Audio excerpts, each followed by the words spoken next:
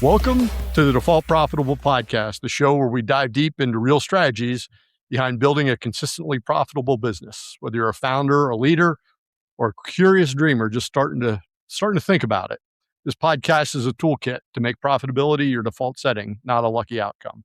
I'm your host, Matt Nettleton. Today, my guest is Ed Gunnell. Ed, welcome to the show. Good morning. Thank you. So we met a couple weeks ago at a dinner that we may or may not end up talking about in general, but why don't you take 3 minutes and introduce yourself to the people that are listening?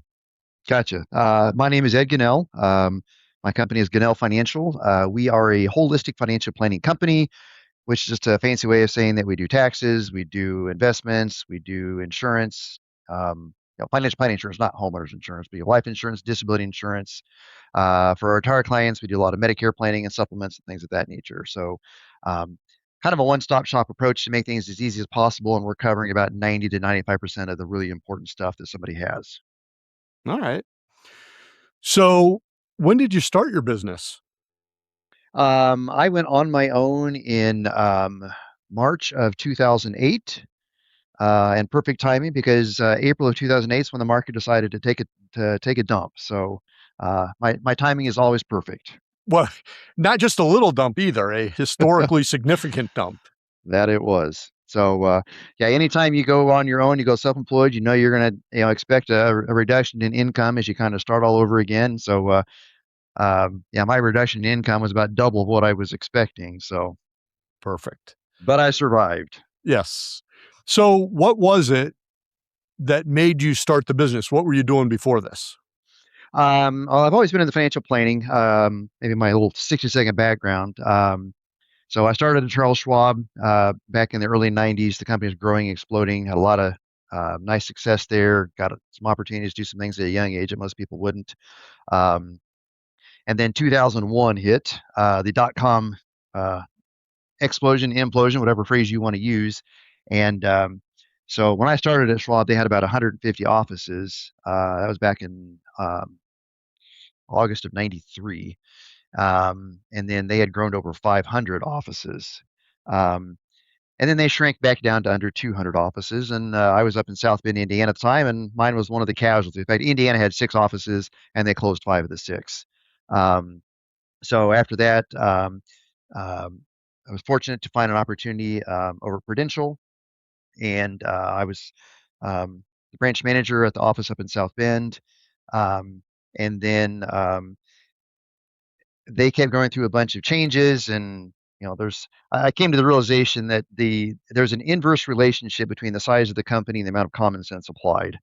And luckily in my industry, there are a lot of guys that work as independent people. So very fortunate in that regard. So also at the time, in fact, 1 year, so at the time I was just focusing on the financial planning and the insurance work and things like that.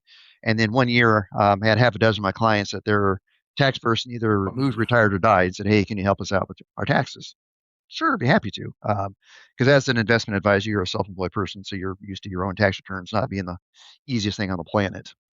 So I was doing that for a little while. And of course, when you're in the industry, you have to notify your employer that you're doing what they call outside business activities. And then after a little while, Prudential decided they wanted to cut of the action. Like, okay, you're providing me zero support. I provide my own software, my own liability insurance, my own everything, and you want to take half my income. How's this a good gig for me? So that's when I decided that, you know what, I'm better off just on my own. So that's how Gunnell Financial came to be. All right. And so you go on your own, and you've already been doing the financial planning side. You've already been doing the tax work. What were some of the things that you learned early on, like in that first 6 months, that you didn't realize you would have to know?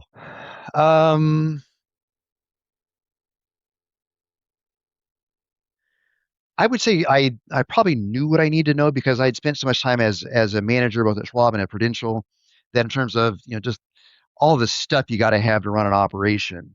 The surprise was the amount of time it can take to set some of that stuff up. There's there are a few things cost wise that surprised me a little bit. I mean, before I went independent, I took some time to know what I was getting myself into. So I had a reasonable idea of what I was getting into, but it just takes a lot of time to go through that stuff. The regulatory side of things, having to get registered with a different, since I'm now going directly to the various institute or governmental bodies. In fact, I remember one time with my investment advisor registration. At the time, there was one person in the state of Indiana that approved those, and I submitted my application right at the same time that person decided to go on a 3-week vacation. So she's gone for 3 weeks, and of course, when she gets back, there's a stack of stuff probably this tall on her desk that had been building up. So, um, what I thought might take a week or two took a month or two. So just a few little surprises here or there. So just things will never happen as fast as you think they will, and they will never happen as cheap as you think they will. Well, I heard the exact opposite from a bunch of people that have been on here. They said everything will take longer and be more expensive. I'm sorry, that's what I meant to say. I meant to Yeah. phrase it that way. Yeah. Yeah, Yes. because it's you have this great plan and none of it works. So, Yep. yeah. So you get into this. Now, did you have a passion for the investment or the tax? We've talked about this, but what really made this something that you wanted to do? Um, I would say the passion is in helping people. Um, I remember when I was still at Schwab, I had a client that came to, even though I was the manager still, I had a small group of clients that I helped out, um, which one was good because I knew what my employees were going through because I'm still dealing with this stuff myself. Um, but I remember I had a client that came to me and he said, "Why do you love so much what you do? I can tell you just really thoroughly enjoy this." And and I said, "Well, I'm not real sure. I love doing it." And he said, "Bad answer." He said, "When I come back in a couple weeks, I want a better answer." So I actually took some time to think about that. And so as I thought about that, next time he's in, I said, "You know what? I think I figured it out. I have the ability to make a more positive difference in people's lives than probably any other profession, barring that of their doctor." And his response was two things. One, very good. Good answer. It shows me, you got the heart of a servant, um, and you find joy and bring joy to others. And then the other thing he said, and don't sell yourself short because if it wasn't for you, I couldn't afford to go to the doctor in the first place. There you go. Yeah, that's a that is actually a good statement. So, what other, if you think back to that time, what other stories or lessons would you have for somebody that is getting ready to or has just started um, their own business? What kind of lessons would you give them? Um, I think the biggest thing that new businesses struggle with is getting enough clients and getting the right clients to do the job well. Um, I was fortunate that when I decided to go independent, I had a small group of clients. So I wasn't starting completely from scratch, but um, definitely wasn't enough to pay the bills for long. Um, Right. so have some kind of good marketing strategy in place to be able to acquire clients and make sure you can do it in a way that is economical and that is time realistic. So for myself, what I did is I got a subscription to careerbuilder.com. Um, Not because I'm hiring people, because as people change jobs, they've got 401k rollovers they need to do. Um, so I use that as my opportunity to kind of get my foot in the door and talk with them. Hey, you've got a lot of changes going, and one of those is, what are you going to do with your retirement plan? Too many people just leave it and forget it. And um, in fact, to show the importance of, you just can't forget your investments. If you take a look at the S&P 500, largest 500 companies in the nation, you go back 20 years ago, half those companies don't exist today. So you've Yeah. got half of the largest companies in the United States are no longer around. So you can't just leave it, forget it. You're going to hurt yourself.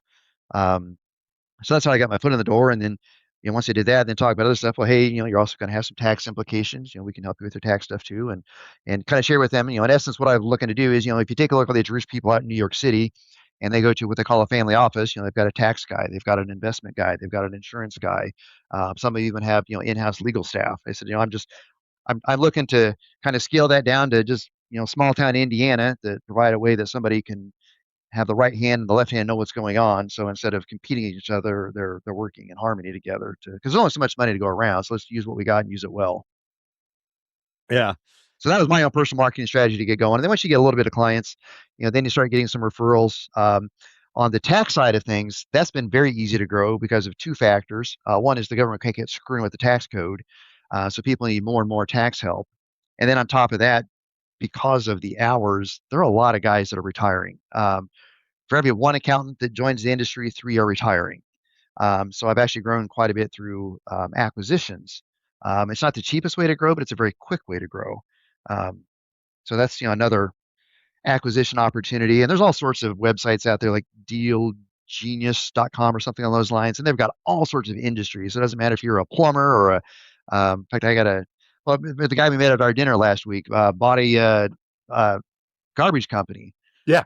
There's lots of opportunities to make money in jobs that people aren't willing to do. Yeah. Yeah. That is absolutely true. So you go back and your first thing was, you got to go find people, Yep. right? You got to find clients. One of my favorite quotes. So Lorraine Ball, who was a guest on this like 180 episodes ago, she might have been the third or fourth person. She said, "You're not in the business you think you're in. You're selling the business that you want to be in. Because if you don't sell it, you're not in it." Yep. So, which is for a lot of people a shock. I mean, I know Schwab, like they put you into a fairly heavy startup sales cycle when you're brand new. Mhm. So that it is yeah. So now, you get through that initial period, you've got the tax clients, you've got the investment insurance clients. Um, where does your passion start to go? Like what is it that, you kick the sheets off and you're like, I'm ready to go do this? Um, like I said, just a desire to help people. To throw in a sarcastic response, especially when you're focusing on the tax side, how can we screw the government today? Uh, Legally, of course. None of us look good in orange. Um, but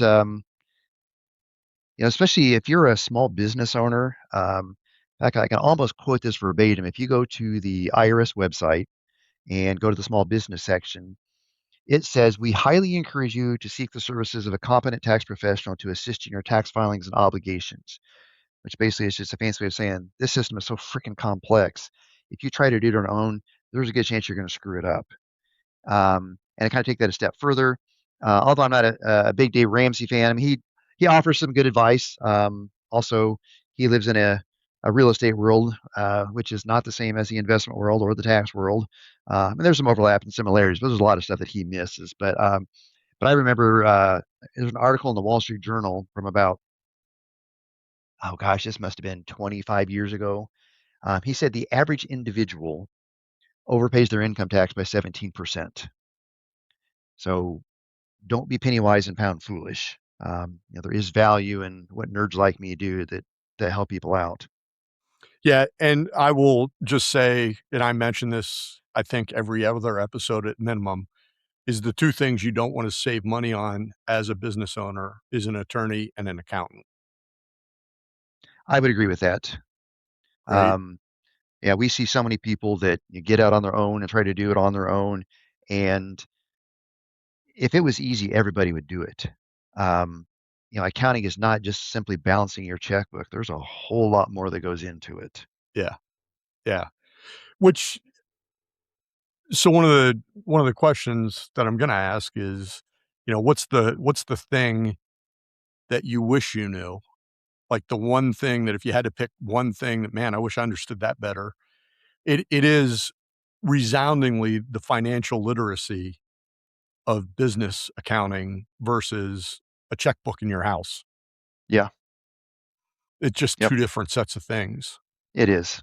So at what point did you start hiring staff to work with you? Um, that was probably about 5 or 6 years ago. Um, because of the fact that I was independent,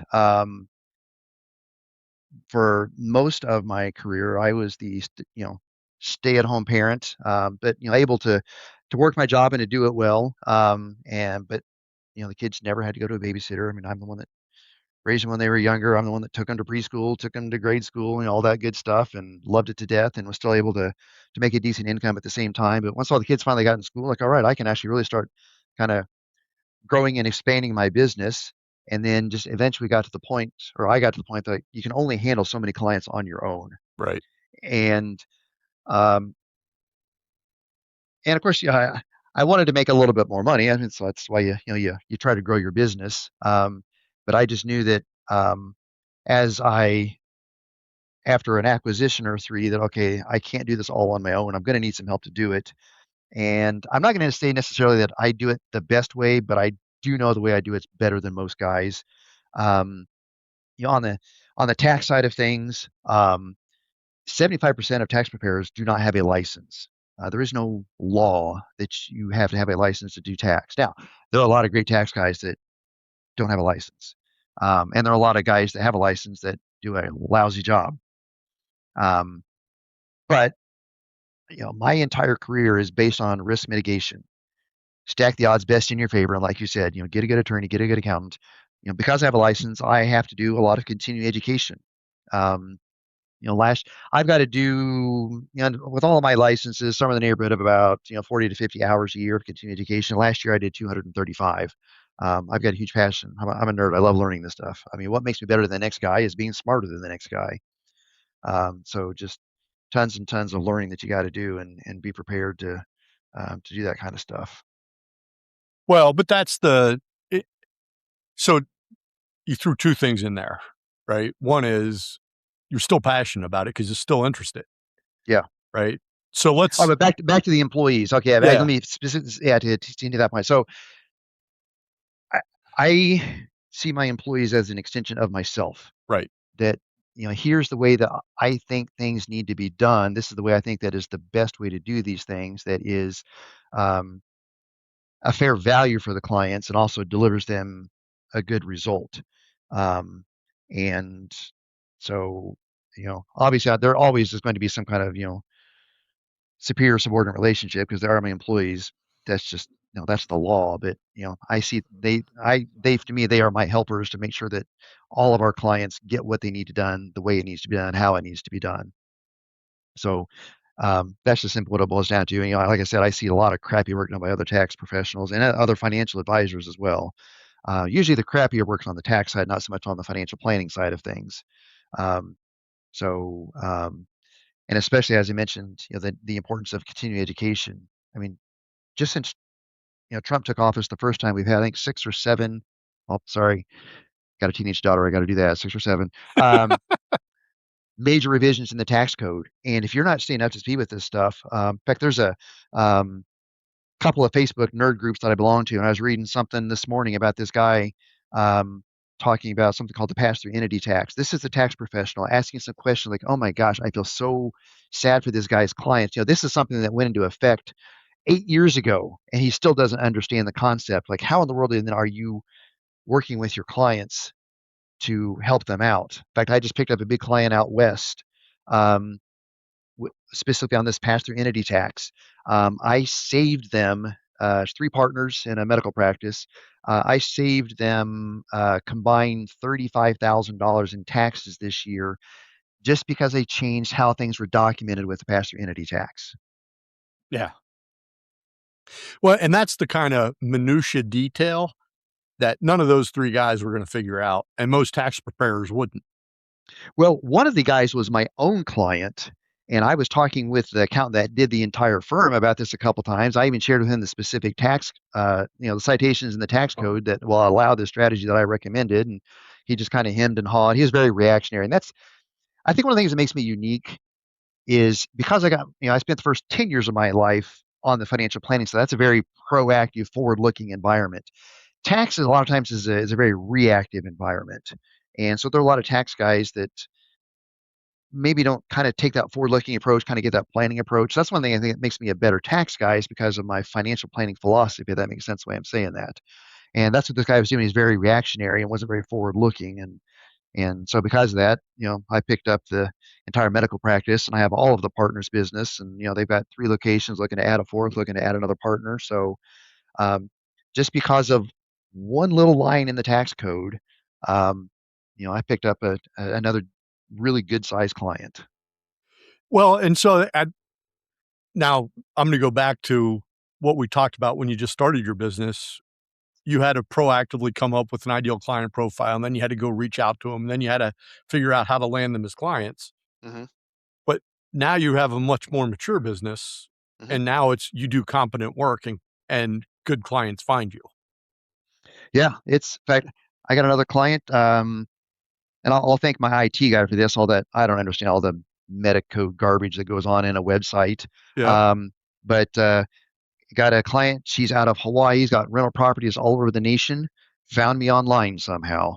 Um, Very complex situation with her rental properties. Husband's got his own company, research and development credits.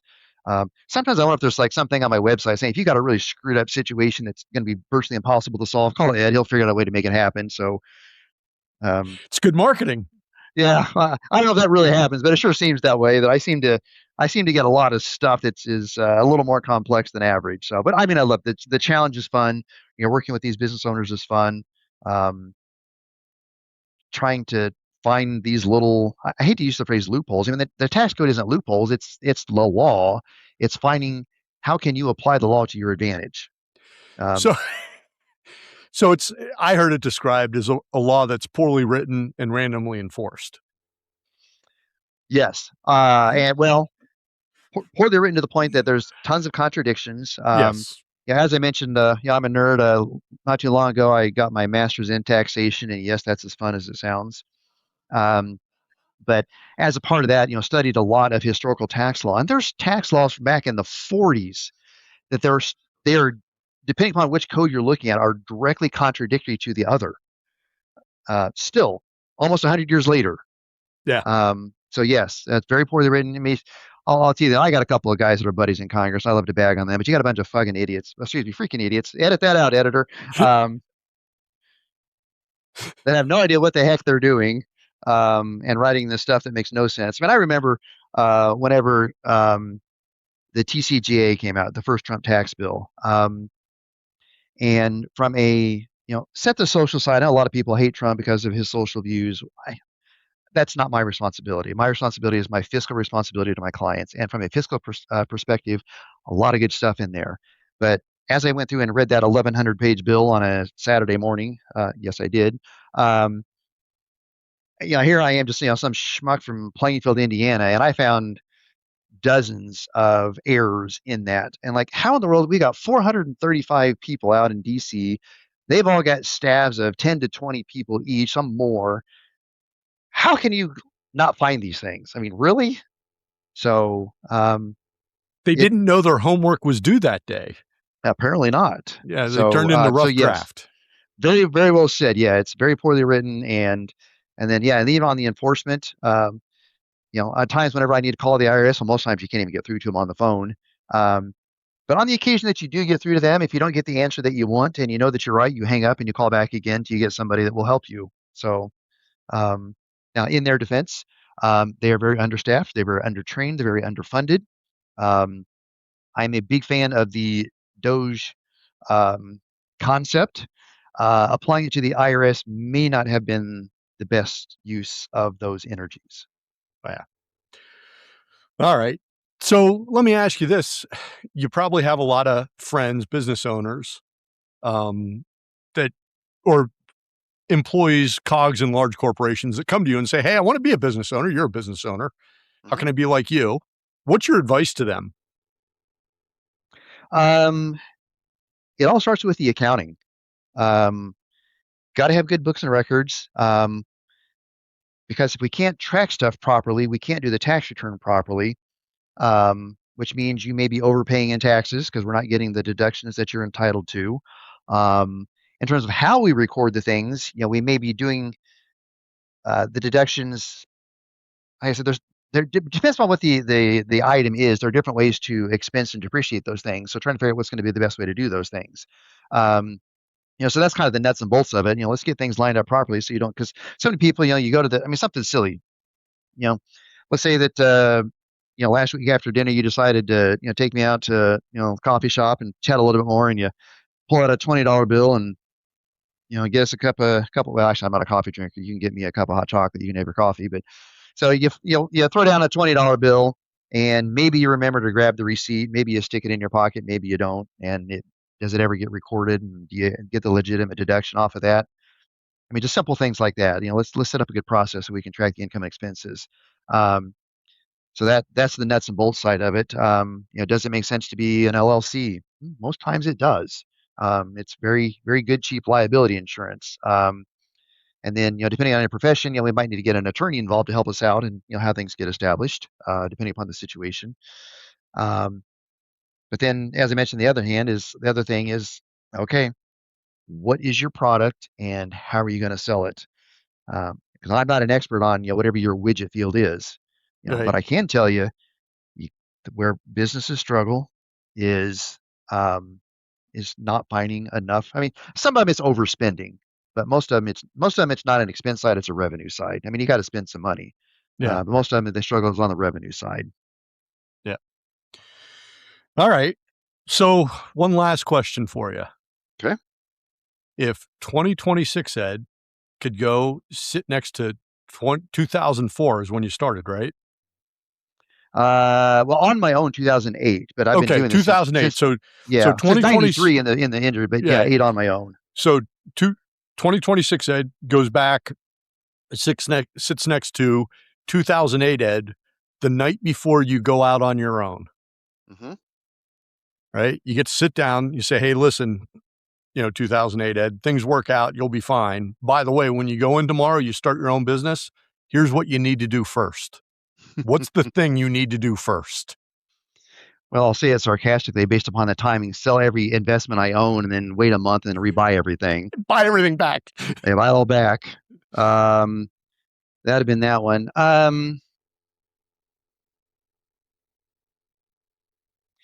That is a great question. I know there are some people as they look back on things like, yeah, gosh, I wish I would have done this. I wish I would have done that.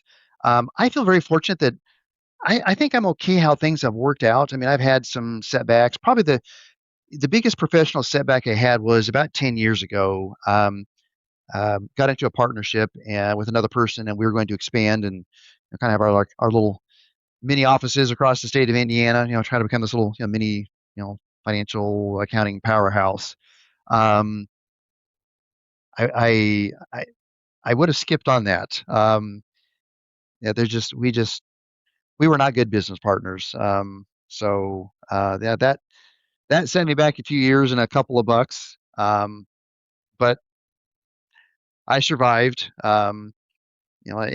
In most fields, you can make it up with hard work. There are a lot of times I put in a lot of hours. The joke people, oh, you're self-employed, you only work half days. Like, yep, you get to pick which 12 hours you work. Yeah. During tax season, that can be anywhere from 15 to 18 hours a day. Um, and that's the nice thing about having employees. During tax season, I'm only doing about maybe 12 hours a day, during tax season these days. So that's kind of Yeah. nice. Um, but yeah, just you're probably going to have to put in more hours than you think you're going to have to. Yeah. Yeah. That's if you're gonna give advice to a brand new business owner, I mean, you led with it, right? It's gonna Yep. take longer, it's gonna be more expensive. It just Yep. is. Yeah. Well, and I think as part of that, looking at, depending upon your family situation, and do you have a spouse that has, decent income so that you can take that risk? Because it may be a year until you make a dime. So do you have that financial background or backing to kind of help you, to do that process? Um, you know, do you have a spouse that has um, the emotional support behind you to realize that, um, gosh, this guy is working from dusk till dawn, and I don't see a whole lot of them as much as I used to. That's another struggle that you got to be concerned about. Can your relationship survive those first couple of years? Because it's going to take a whole lot of extra time to get your business up and running, unless you're one of those few lucky dumb people. But most of us, we got to bust our butts. I mean, you've been self-employed for a while. The first with running your operation there. You don't make Yeah. a whole lot of money the first couple of years. Take some time. Yeah. So now I'm going to wrap that up, but I want Okay. to do an unsolicited commercial for the dinner that we met at. Yes. Right. So it's a thing called the Entrepreneur Dinner Club. Right. Now, why did you join? Um, the downside of when you run the show is, hopefully I share things to my staff to help them learn, maybe, kind of boost them up a little bit. For me to get my boost, I got to do it on my own. Right. And so what energizes me is finding other people and learning from, how we talked about, what mistakes have you made and, learn from those and things of that nature. So that's why I did. It's just, to me, so, I mean, if I pick up a new client or two, hey, great. That's wonderful. I just enjoy learning. Our group, I've gone to 3 of these dinners. The first group was not that exciting. We talked about that. The second group was a pretty good group. Our group was another awesome group. Just a bunch of really good people, very motivated, great personalities, energetic, dynamic. Um, it was really fun to meet people and hear their stories and their backgrounds and just hear some of the cool things that they've done and seeing how they've had success. I mean, that's what I'm enjoying doing this. Yeah. So just for a little context, the Entrepreneur Dinner Club, something you pay a monthly fee for. Every what is it? The first Thursday and the third Thursday of the month, they send you a text and says, "Hey, you got dinner Tuesday. Can you make it? Yes or no?" Yep. And you reply yes. And then they say, "Okay, we got your reservation." And then as we were talking today, this is a Monday. We have a dinner tomorrow night. We will find out where and when that dinner is at 1:00 today. Yep. Right. And then you Yep. get put at a table with 4 or 5 other business owners and you sit around for 2 hours and talk to grown-ups about problems that you really can't talk to somebody who doesn't own a business, Yep. right? Because And, I and always describe it, it's so lonely.